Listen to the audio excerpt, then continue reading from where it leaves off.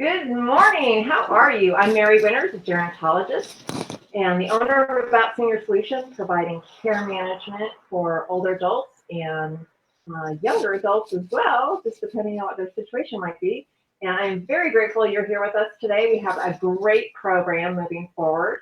We have Steve McCullough, who has a very interesting, challenging caregiver question today, and Melinda Hughes, our favorite fitness and nutrition expert, with us, and she's going to talk about the power of pen, which I think will be very interesting.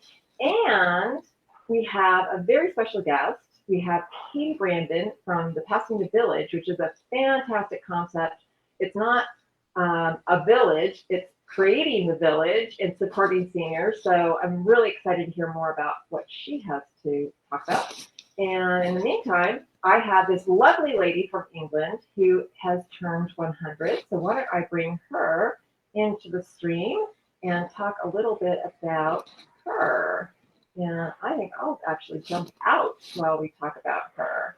So let's see. Here we go. I'm going to hide that and get me out of here and put her. Oops, I just did the exact opposite of what I wanted to do here. So let me get her into the stream. And her picture, here's her other little picture because she is so darling. I want you to see exactly what she looks like. And here we go. I'm going to get me out of here.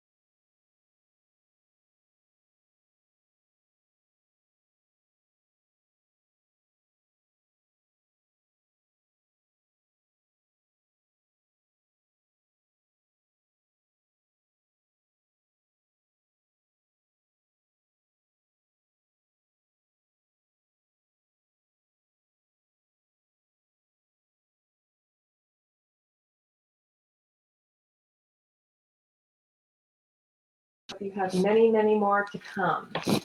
So next, I am going to bring Steve on. We have an interesting caregiver question, and let's see what he has to say.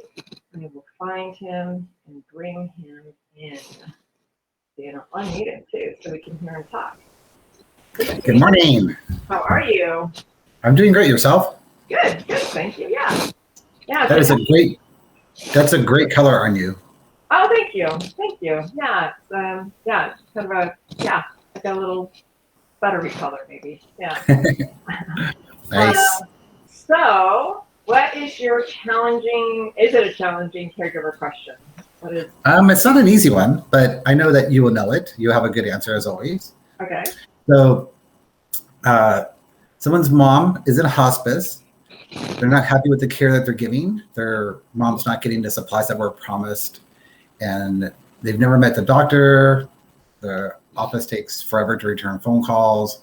So, what are their options? What can you do about that situation?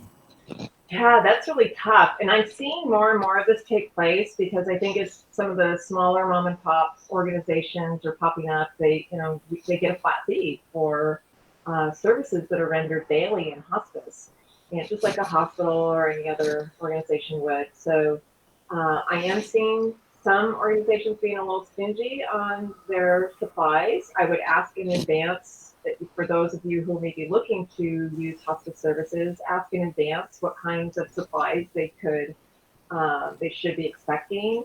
They'll also pay for a great majority of medications, which can be very handy for someone who has a donut hole and they're not covered 100% for them. They may not approve everything based on I don't know, like they're not going to pay for something to help your hair grow. Let's put it that way. Right. But Right. most medications they will. And, frequently we have the doctors behind the scenes, but frequently they don't actually see the patient. It's usually the nurses who are seeing the patients, but they are discussing a patient in what's known as an IDP meeting, an interdisciplinary team meeting. They might call it a few other little things too, but they basically do rounds with the nurses and the staff to say what is going on with this patient, what can we do as far as changes, and I know they are in regular communication. Appropriately, with an appropriate agency will be in constant communication. That said, we also have the right to select the services that we're using, and if someone is truly unhappy, they can go to another hospice company. So I think it's important to understand your rights that way. And there's been some situations where we have to go talk to hospice ourselves and say, hey, come on, you guys, what are you doing? Is there like a review board or somewhere like a website someone could go to look at reviews on hospice or to see if there's complaints lodged against them? Does that exist? Well, they're governed under our federal government because it's covered typically under Medicare, Medi-Cal. Medi-Cal would be under the state. So there are things with CMS. I'm sure you could go on and find things with Yelp and different organizations. Right. There are ombudsmen for almost everything. But and the challenge in changing the hospice, if needed, is that they take all their supplies out. So they may have equipped you with a bed and blah, blah, blah, blah, blah, oxygen maybe. And they have to come and take all that out and replace it with new hospice. But truly, if you can get them to understand that we're not getting the services that we need and try to change that around, that's the best thing to do. But I have had families over the years who definitely are not getting the right service, and you need to change. So we make those changes if needed. Right. And it's obviously depending on some of the stability of the patient too. But we will come in and advocate on some of those things. It can be really challenging. So people deserve to get the service that they're paying for, or they've paid into their insurance. So absolutely. Yeah, great question. Yeah, really nice question. So thank you. I think we're going to bring Melinda on, and we're going to talk about your exercise experience over at the Spring Shop. I don't Sounds think good. I just worked out last night too. Oh, did you? Okay. Mm-hmm. Thursdays. Okay, hold on. Let's see. We're going to bring Melinda in, and we're going to talk a little bit about her expertise. Hey, Melinda, how are you? Hi. Good morning. Good morning. So I've been so excited about talking about this with you guys. So the last time I came on, Mary was telling Stephen about the strength shop and the slow motion, high intensity, slow cadence that moving the weight to muscle failure kind of work that we do to increase muscle strength and bone density. And so Stephen took the chance on us and came in. And so I thought we could talk about what your experience has been like. I don't normally get to ask these questions, of everyone who comes into the strength shop. So how's it been? You love working with Zach. You told me that. Zach is great. Zach is so funny. He thinks he's always, not that he doesn't push me, because he does, but he always has this fear that he's pushing me too hard. And he's always like asking, do I need to scale it back?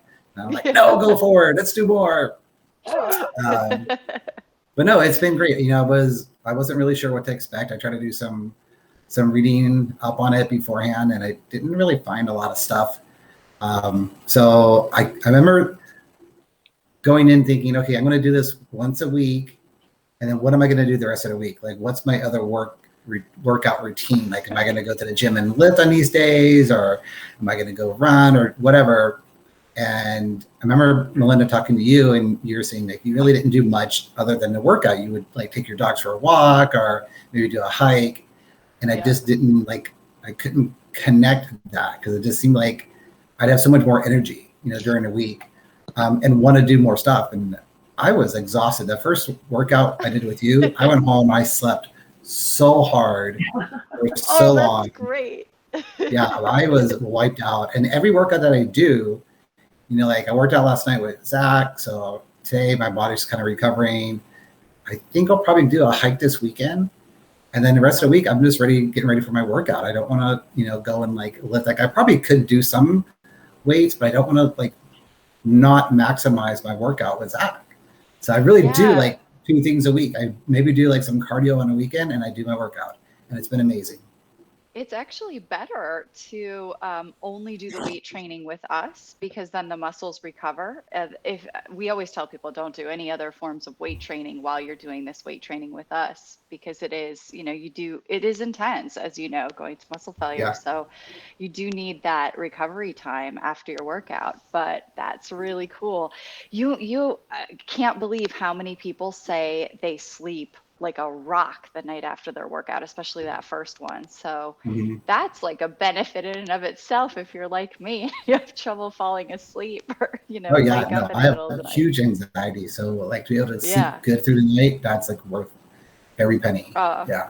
That's awesome. Well, do you shake a little bit after? I know when I finish a workout there, my body's just like, oh, like vibrating still because you just push. I work out there and I just want to go and eat everything. I'm so hungry. I'm just like, I go home, I want like a protein shake, and then I want to eat this and I want to eat that. And Steve, you probably work out before dinner. Yeah. Do you work out between work? Yeah, and I mean, my dinner schedule is kind of, it's not really like set, but I go to my workout right after work. So I don't get like a meal in between. Right. Yeah. So yeah, you're ravenous afterwards. Yeah. So, but it's been great. It's funny how I told Zach, like, I need to like change up my routine because we always end at the shoulder press, which I'm so tired by that time. And it's like, it's not that I don't like doing that exercise, but my muscles are just so exhausted. It's like, you guys describe what we're doing so that the viewers understand. It's so exhausted. Of course, we worked out, right? But we have to explain because it seems so quirky because it's super slow. And I have to tell you, I was in an office talking to somebody about working out the other day and trying to kind of pump myself together. I work out and I lift, blah, blah, blah. And he's like, wow, I'm really impressed. So you mean you go to muscle failure, you wait till 10 seconds, and then you release? It's like, yeah. He's like, oh, that. And I just felt like a bodybuilder or something. So explain the whole process of going into why you do it the way you do it, and yeah, it is a big deal going to muscle failure. As you both know, it's a very uncomfortable feeling, and it kind of takes a lot of mental prowess or mental focus to be able to bring your body to that point. So in any given session, we're doing anywhere from 3 to 6 machines, depending on the person. And we're moving the weight very slowly. So it's 10 seconds to lift the weight, 10 seconds to lower the weight. We're not locking out our joints, which means we're not completely straightening our joints. Completely straightening the joints would give the muscle a rest because it would unload the muscle. The weight transfers from the muscle to the bone if we lock out our joints. And then we're not setting the weight down in between repetitions. A 1 repetition is a lifting and a lowering of the weight. So when we don't lock out the joints, we don't set the weight down, and we're moving that slowly, we're not outsourcing some of the work to momentum. So our muscle is doing all of the work, which means we can get to this thorough, deep level of muscle fatigue in a very short period of time. So what ends up happening, as you both know, is you're moving slowly, you're trying to lift the weight, and you run into a wall. It all of a sudden, your muscle is unable to lift the weight. It feels like you're trying to move a wall or lift a car, and it's done in a very slow, controlled manner. So it's very safe, but it's intense in the muscles. At that point of being unable to move the weight, we count to 10 seconds for you, which is the power of 10. And you continue to try to lift the weight for that full 10 seconds before gently setting it down and moving to the next exercise. But it's really important to go to that level of intensity, pushing your body past what your body is capable of doing. to elicit changes. So that's really what provokes or elicits the response that, the changes that the body goes through, releasing growth hormones, releasing osteoblasts, which help us build healthy bone tissue.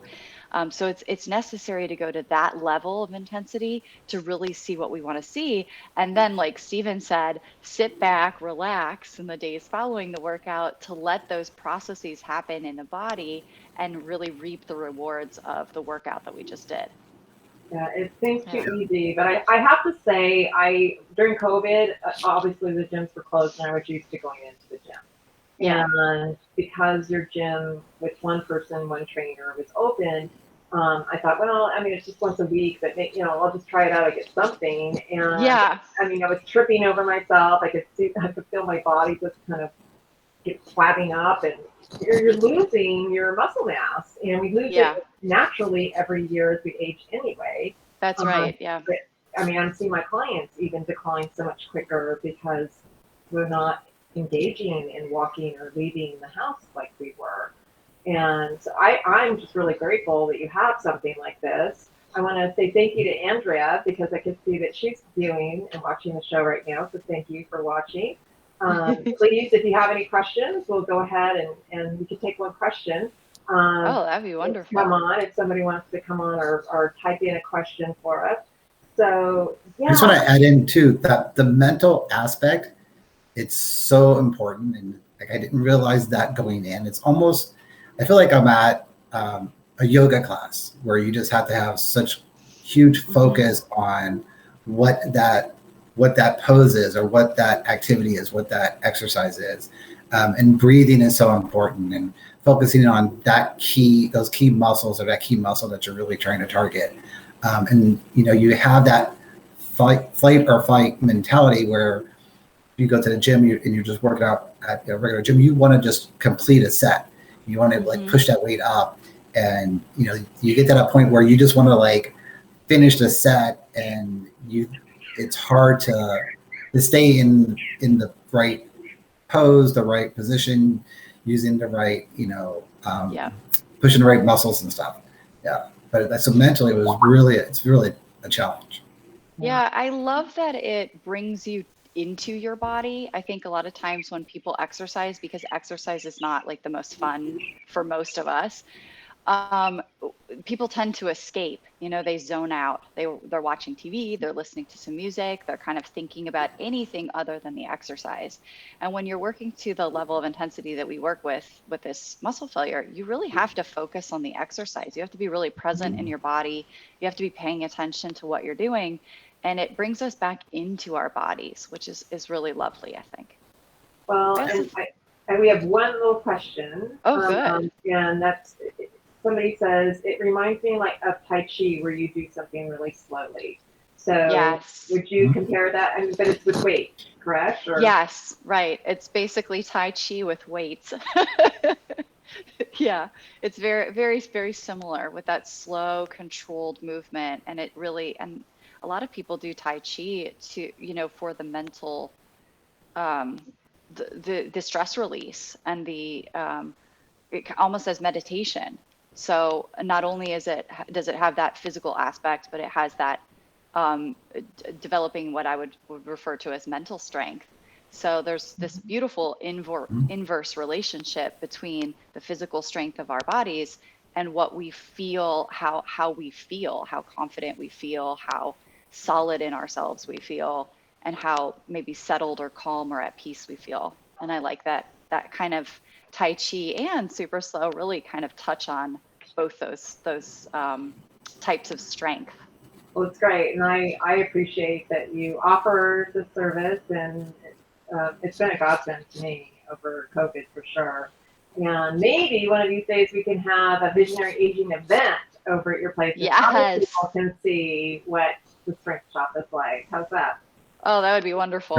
Anytime. That'd be great. All right. Let's win it. All right. So next we have Katie Brandon with the Pasadena Village on, and we're going to find out a little bit more about what their village offers and some of the fun things that they're having coming up for some of their events. So how about I go ahead and interview them, and we can chat afterwards if you want.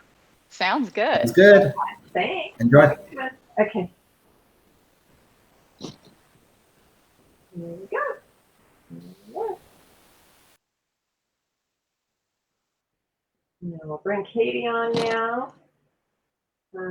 Katie has been in nonprofit for a really long time, actually. She has a background working with the Arboretum and also the, I think it's a Pasadena Museum. I am not finding the bio quickly, but I'm going to find her and bring her in so we can chat and learn more about what the Pasadena Village is.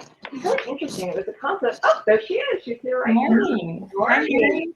How are you? Great. It's so great to be here, and that was fascinating.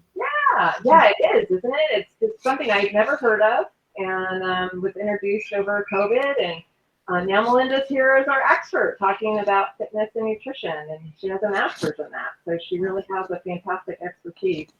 But tell us about the village. I'm so curious. Well, Pasadena Village is a nonprofit organization based here in Pasadena, and we have 136 active older adults who live at home in their own homes and realize they need just a little support in order to continue to do that well and vibrantly. And so we are just here to help older adults support each other. And I think it's a fascinating concept. It was based out of Boston originally, and we are now, Pasadena formed their own village 10 years ago, and we are just looking for more older adults who might be interested in having a wonderful community, a little bit of a safety net, in case something goes wrong and as you get older, temporary setback or something. And you can rely on a village, on a community of people who will be there for you. Well, you have some fans viewing, and our viewership is growing. In fact, you have, I think it's one of your board members, Ron Stoffers, is saying, "Hey, Katie, great to see you." So I know he's celebrating and so excited about the fact that you are over at the Pasadena Village. So let me go ahead and make sure that I'm going to do this little scroll here that we can do at the bottom, so that people can get a hold of you if they need to. But tell me more about some of the programs and some of the things that have been really helpful to your members. So we have on average over 60 Zooms a month, and that doesn't include our hiking and walking groups, some of our women's support groups that meet in person, and our neighborhood groups that are starting to have some meetings in person, some hybrid, really depending on all of our members' comfort levels. And so people are choosing how much they want to, get out and about and socialize in person. But out of our 136 members, almost everybody is on Zoom. They range in age from 60 to 90 plus. And we've done a lot of Zoom trainings. We have 90-year-olds hosting Zooms, doing breakout rooms. And so the programming is all member conceived of and run.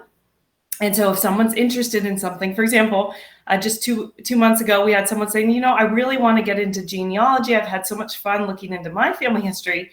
If anyone else wants to join, I can share how far I've gotten, what resources I found really useful. So we have a new genealogy affinity group. We have a new gardening affinity group that are visiting each other's gardens, learning from each other. Everything really pivoted to Zoom last year, except the ping pong group. That was just a little difficult. Our older adults are teaching each other how to play bridge online. Their discussion groups are really a key part of what we do. They range in size, 4 people to 30 something, regular attendees each time.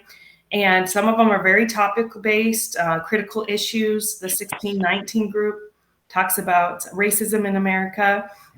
And then, some are a lot more open-ended. How are you doing since last time I saw you last week or last month? What's going on in your life? How are your grandkids? And so it just really gives people a slew of opportunities to get involved in whatever they're interested in, or try something if it's not for them. Try something else or start their own group, and to have a like-minded people in a similar age group as yours who are excited to learn about you and do things together, cultural things, educational programs, and that's really key. We have educational planning programs on health, mental, physical, financial planning, so we can just always have something going on so that you can have the tools you need. Maybe not now, but in the future, if you ever run into something, you know what's going on and what resources are available, as you might run into something that was unexpected, whether that, like I said, that might be health, financial, something to do with your family. So we try to just always have programs that might be of interest, and all of our educational programs are open free to the public. And right now they're all on Zoom. That's great. We have another viewer, Suzette. She's saying, this sounds awesome. What a great program. Oh, thanks. Tell us a little bit about some of the events that you have coming up. So next Friday, we have Stop the Hate, Compassion in SGV. So it's a brand new organization we just got to know that was feeling frustrated that there was nothing they can do with all these hate crimes against the AAPI community. And so they modeled their organization after a group in Oakland, Compassion in Oakland. And what they're offering is to anyone for free, if you want a companion to walk you home to your place of business, or go on a walk around the neighborhood, they'll send a volunteer to be a companion, so you're just not walking alone. And so I think this amazing group, we're so grateful for what they're doing, and they're starting small, but we're bringing them in to kind of share a little bit more about how anyone can get involved with them, raise the awareness, and really, stop or try to prevent these hate crimes that are just so awful and happening right here in Pasadena and the greater San Gabriel Valley, as well as across the world. Yeah, that's terrible, but that's a great solution or a great opportunity to help others too. So that's wonderful. And I would imagine even as a woman, it's really nice to have that extra support walking from a library to your car in the evening, something like that. So they told me that there's a woman here in Pasadena. I think they said she's in her 90s and she's trying to walk 100,000 steps, and so she's their most frequent requester of. Oh, how great! Of a volunteer to walk with her. So we need to do a story on her. Yes, I'll have to connect you. How about anything else coming up with the village? Yeah, we have a new partnership with City of Hope, and they are being so generous with their physicians' times. And so we're bringing in a doctor to talk about gut health and how to prevent colon cancer. And so I think it's just going to give people, small tips, things you can do now that might make a real difference in the future. We're also planning one in August about preventing skin cancer. It's the time to start thinking about that as we're all having a little more fun in the sun. So I feel like I'm going to learn a lot from both of these presentations. Yeah. More in the works, we're taking suggestions, hey, I want to learn about this or that. We'll try to find a speaker. Oh, very nice. Well, how about some fundraising events? Do you have an event coming up to support the Pasadena Village? So we're always looking for people who are willing to help us reach older adults who might have a difficulty paying our annual membership fee. So we have 3 tiers of membership, and 2 of them are income-based. And we have several members, more than 20 members who are in those tiers. And we want to make sure that people feel like they are welcome to join our community, no matter what their income level is. And so we would just love any little support. Sometimes we get a $10 donation to what we call our scholarship fund. We're actually talking about renaming it after one of our founders. And so that makes a big difference, because an older adult can have this community. And what we find is our members love meeting people from all different walks of life. One of the biggest values they find in their membership is meeting people they would never have met otherwise, not through work, not through their families, Sure. Walking around their neighborhood. It's someone completely different in completely different industry than them, or was living in different countries or different areas of the United States. And so we feel like it only enriches everybody by having more people join the village. Absolutely. So we're talking with Katie Brandon with the Pasadena Village. She's the executive director. And if you're listening and can't see Katie, why don't you tell us how people can get a hold of you if they want to make a donation or if they'd like to join the village, the Pasadena Village. Well, we have a wonderful group of members, like said, are all over, we say over 55, but most of them are over 60. And they're redoing our website right now. And so I would definitely take a look at pasadenavillage.org to see some of the wonderful programs we have available, all our robust calendar of events and all the benefits of membership, and also a way to make a donation if you'd like to support our community as we are growing and we are reaching new areas in surrounding Pasadena, but in the general West San Gabriel Valley. And so PasadenaVillage.org, or give us a call, 626-765-6093. Fantastic. Anything else you want to share before we take off for today? I'm just so grateful to get to know you a little bit, Mary, and I'm so glad Ron is here, and he was one of our great connectors, as well as so many people in the community. And I feel like I get to learn so much from the older adults that I'm interacting with. So I'm just really great. This is a great area to be part of. It's amazing to hear their stories and the knowledge and the wisdom that they bring to us, and so it really is a true blessing to be part of their lives. Yes. And thank you for doing the work that you do. Thank you, Mary. You too. Absolutely. Have a great weekend, and we'll see you at the village. Okay. All right. Ahead. I'll bring Steve back on, and we'll talk a little bit about how the show went. Let's see if Steve's here. I'll make sure that Steve's here before I bring him on. And I think that was really neat. I have not. Hello. Hi. I have not participated in things over at the Pasadena Village, but I feel like knowing Katie now, I really want to get more involved. I actually, when you guys were chatting, I went onto their website. They have so many events, like multiple events per day. So if you want to get involved, it looks like there's lots of opportunities. Yeah, that's really great. Yeah, and it sounds like Melinda could be a really good resource for them too. So yeah. Yeah. Katie's very popular. She's got a lot of comments on here. I know. We should have her on more often. Maybe we'll have people viewing more. So, what are you doing this weekend, my friend? Oh, I'm trying to stay cool. I have a couple barbecues to go to. So some fun stuff, trying to catch up on some stuff around the house. Nothing too taxing, hopefully. Yeah. How about you?